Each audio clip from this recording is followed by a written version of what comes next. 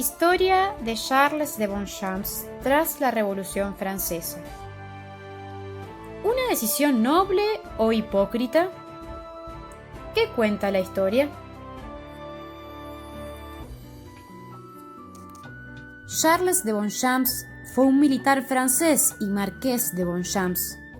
Sirvió como general del ejército católico y real de la Vendée durante la Revolución Francesa. Desde 1776 fue cadete en un regimiento de infantería. Al comienzo no se mostró hostil a la revolución, pero pronto se preocupó por el daño que producía. En 1793 organizó en la Vendée 2 compañías de cazadores, costeándolas de su propio dinero, que formaron el núcleo del ejército vendiano, llamado los Bonchamps. Tenía una visión más universal de la guerra que sus compañeros, e incitó a que el levantamiento se extendiera al norte del Loire, para allí unirse con otras tropas y enfrentar a los azules, es decir, a los republicanos. Lo esencial del ejército debía permanecer en la Vendée como base de operaciones. Este fue el famoso Plan Bonchamps. De haberse cumplido, fácilmente la insurrección hubiera triunfado. Bonchamps desde joven mostró una especial afición por las ciencias y las artes, sobre todo las matemáticas y la música. Asimismo, componía cantares y sabía acompañarlos con el arpa. También dibujaba a la perfección. Su conversación era particularmente amena. Amaba la tranquilidad de la vida campestre en los castillos de sus padres. Entre sus seguidores, nadie hubiera podido discutir su gran talento militar. Se lo consideraba el más hábil general y su ejército el mejor entrenado. Su rostro era franco y amable, su carácter manso y sin ambición.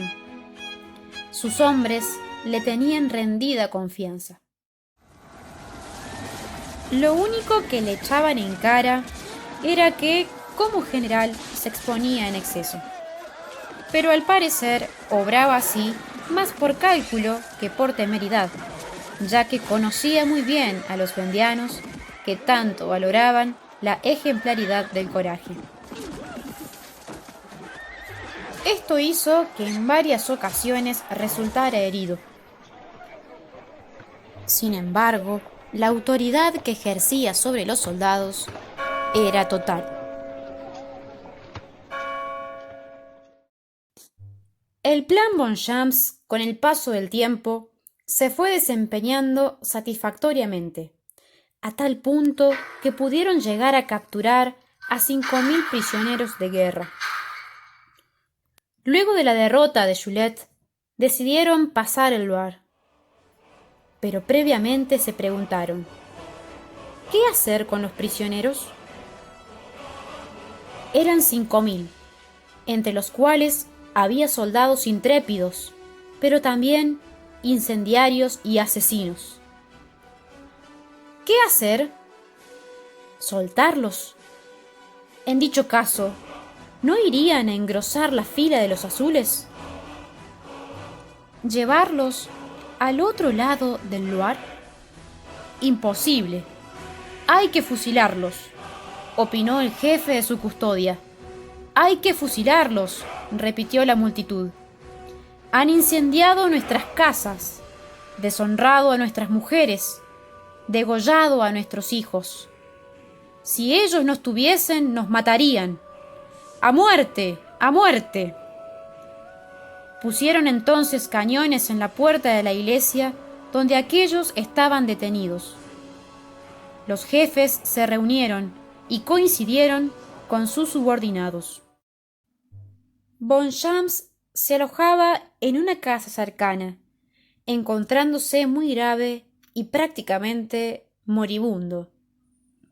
Cuando fue puesto al corriente del asunto, llamó a Dutillon y le dijo: «Yo me voy a morir. la última orden que os doy. No manchéis nuestra causa con una masacre tan horrible. Perdonad a esos malhechores. Lutejean fue a la plaza, pero cuando trató de hablar, los gritos cubrieron su voz. Entonces hizo retumbar los tambores. Luego dijo: «Gracia a los prisioneros. Bonchamps moribundo así lo quiere. Bonchamps moribundo así lo ordena». Al solo nombre del joven mendiano, la cólera se desvaneció, y la multitud repitió: «Bonchamps moribundo lo quiere. Gracia a los prisioneros». Se hizo abrir entonces la puerta de la iglesia y los azules salieron libres. De los 5.000 prisioneros agraciados, 4.900 retomaron la guerra contra los vendianos. Bonchamps se agravaba cada día más.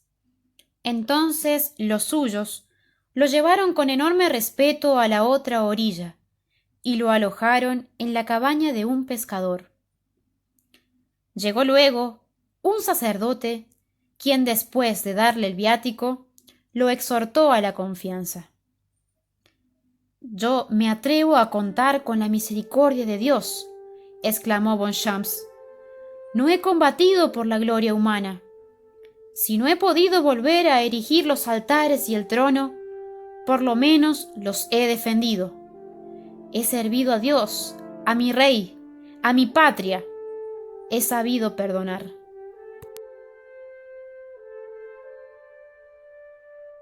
Bonchamps, guiado por nobles principios, teniendo en su poder la decisión, no quiso asesinar a aquellos prisioneros, sino que, motivado por su notable arrepentimiento, los perdonó, permitiéndoles volver al campo de batalla.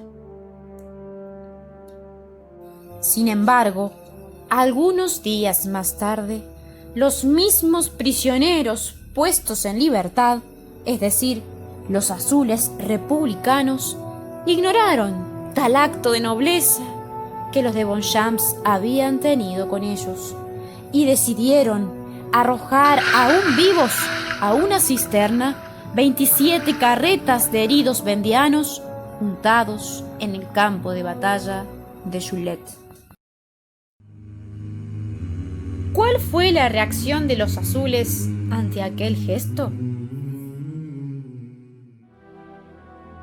Para quitarle mérito a este obrar heroico, algunos de los azules dijeron que habían sido ellos quienes habían liberado a los prisioneros.